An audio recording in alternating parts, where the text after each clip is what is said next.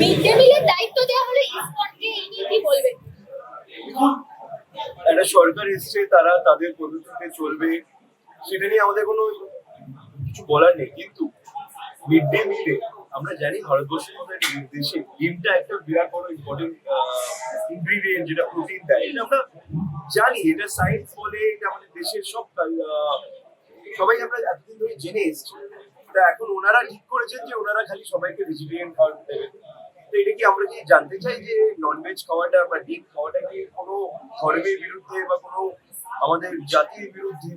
তো এই জিনিসগুলো আমরা মনে করি যে আগামী দিনে যদি যারা যাদের স্টুডেন্টরা মা বাবারা যদি মনে করেন সেই আন্দোলনটা যদি তারা করতে চান, তারা যদি চায় যাদের ছেলেমেয়েরা মিড ডে মিলে ডিম যেন পায়, সেই জায়গাটা যদি তাদের করার থাকে, কংগ্রেস পার্টি বাংলাতে আমরা সভাপতির নির্দেশে সভাপতির সামনেই আমরা এই আন্দোলন করবো এবং এই পরিবারগুলোর পাশে থাকবো, এটাই আমাদের বলা। মিড ডে মিলের মেনু সেট করা হয়েছে, ভাত সোয়াবিন থেকে সবকিছুই আছে, কিন্তু আমিষ কিছু নেই। কি বলবেন? এবং মিড ডে মিলের যে কোয়ালিটি ছিল আগে তার এটা না, আমি তো এটাই বললাম, এটা আমি প্রথম দিনই বলেছিলাম, আমাদের লড়াইটা আইডিওলজিক্যাল লড়াই, সঙ্গে রাজনৈতিক লড়াই। আমাদের যে আজকে বাংলার মানুষ যে বিজেপি সরকারটাকে এনেছে, তাদের আইডিওলজিতে মনে হয় এগুলো করে যে তারা আমিষ খাবারটাকে পছন্দ করে না, তাই নিরামিষ খাবারটাকে তারা রাখছে। আমরা মনে করি যে আমিষ হোক বা নিরামিষ হোক, সব রকম খাবার থাকা উচিত, সব রকম খাবার পেটে থাকা উচিত। বাচ্চাদের জন্য যদি গভর্নমেন্ট টাকার মাধ্যমে যদি একটা ডিম না দিতে পারে, তাহলে এই গভর্নমেন্টের অনেক রকমের ফেলিয়ার। কিন্তু এটা আমাদের বলার আগে যারা পেরেন্টস, যাদের স্টুডেন্টরা যাদের পড়াশোনা করছে, তারা বললে আমরা এই রাজনীতি আন্দোলনটাকে নিয়ে সামনে যাব। কেন আমাদের মনে হয় যে আমিষ খাবারটা, ডিম তো মাস্ট খাওয়ার মধ্যে থাকা উচিত। আগামী দিনে চিকেন হোক বা ফিশ হোক, মাছ হোক, এগুলো যেন থাকে, এটাই আমি চাইবো সরকারের কাছ থেকে। এটা নিয়ে আমাদের বিরোধ আছে, আমরা এটাকে নিয়ে সামনে থেকেই বিরোধিতা করছি। সেটাই তো বিষয়, যে পুরো এমএলএ এমপি যারা আছেন তাদেরকে টাকাও দেওয়া হচ্ছে, তাদেরকে মাছ মাংস খাওয়াচ্ছে খুব কম দামে। এই জায়গাটা যদি আজকে যারা বাচ্চারা যারা বড় হচ্ছে, দেখুন আমাদের ভারতবর্ষের একটা প্রবলেম কি বলতো, আমরা ফুটবল ওয়ার্ল্ড কাপে কেন খেলতে পারছি না? কেন আমাদের যারা 14-15 বছর বয়সে ছেলে বাচ্চারা যারা ডেভেলপিং হচ্ছে, তাদের খাওয়ার মধ্যে প্রোটিনটা কম হয়ে যাচ্ছে। এটা তো সরকারের ভাবা উচিত। তারা এআইএফএফ নাকি আমাদের দেশের নামটা চেঞ্জ করে ভারত করে ফুটবল নামটা আছে ওয়ার্ল্ড কাপে, ভারত ইন্ডিয়া নেই।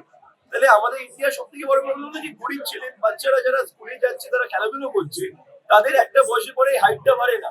হাইটটা বাড়ানোর জন্য তাদের জন্য প্রোটিনটা ভীষণ জরুরি। আর আজকে আপনারা দেখুন না, গবেষণা করেই দেখুন, সায়েন্স করে দেখুন, যেসব দেশে 14-15 বছরের বয়সের ছেলেমেয়েরা 6 ফুট লম্বা হয়ে যাচ্ছে, আমাদের দেশে হতে পারছে না।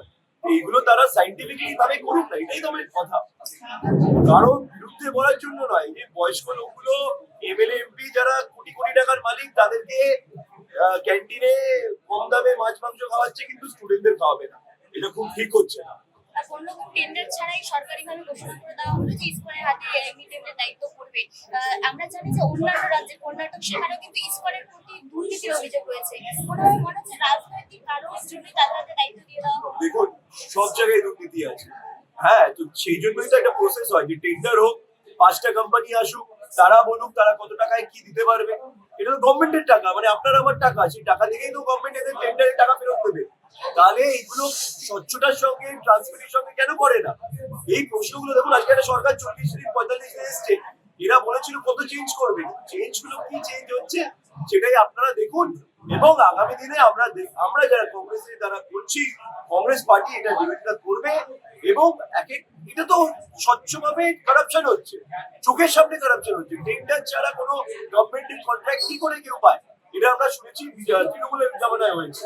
আজকে যদি বিজেপি যে বাংলার মানুষ যে পরিবর্তনটা এনেছে, সেই বিজেপিও যদি একই জায়গায় করে, আমরা কংগ্রেসের তরফ থেকে এই বিরোধিতা করছি এবং করবো।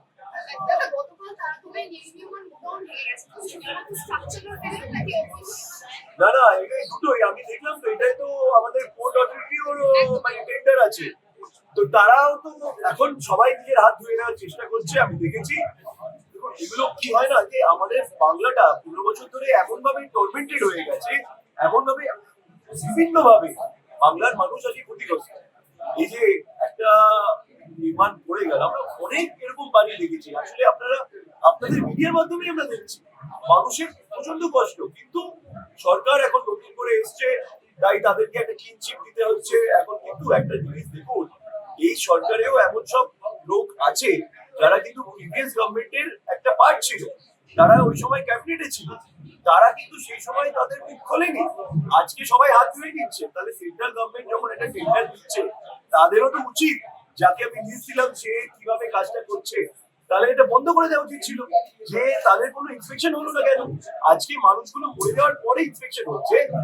এগুলো হলো সিস্টেম্যাটিক এরার, যেটা আজকে আমরা এনটিএর মাধ্যমে যেটা আমরা দেখেছি যে নিট যে পরীক্ষাগুলোতে সিস্টেম্যাটিক এরার হচ্ছে। যে কোনো গভর্নমেন্টের কাজ হলো সিস্টেম থেকে সিস্টেমটাকে ঠিক করা। আজকে ডাবল ইঞ্জিন সরকার এসে গেছে বলে আমরা ভেবে নেবো না যে সবকিছু ঠিক হয়ে যাবে। আমরা জানি আগামী দিনে এরকম অনেক ঘটনা সামনে আসবে এবং এটা নিয়ে কংগ্রেস পার্টি রাস্তায় আন্দোলন হবে। টেলিগ্রাম বন্ধ করে ডিলিট করা হলো, কিন্তু তাও পরীক্ষার কিছুক্ষণ আগেই আমাদের নেতৃত্বটা এটাই বলছে, আমাদের নেতৃত্ব এটাকে নিয়ে রাজনীতি করছে না। আমরা বলছি যে সিস্টেমে আজকে 5 বছরের গভর্নমেন্ট নয়, সেন্টারে 12 বছরের গভর্নমেন্ট দুবার একক মেজরিটিতে তারা গভর্নমেন্ট করেছে। তারা তো পলিসির গভর্নমেন্টের ধরনা তাদেরকে রাখতে হয়নি, তাদের হাতে বিজেপির বেশিরভাগ মিনিস্টার বিজেপির ছিল। তাহলে এই মিস্টেক গুলো যখন হবে তখন রাহুল গান্ধীর নেতৃত্বে কংগ্রেস পার্টি এটা বিরুদ্ধে করবে এবং আগামী দিনে আরো বড় আন্দোলন, যেটা আমরা জানি 9 তারিখে দিল্লিতে আমরা এটা করবো।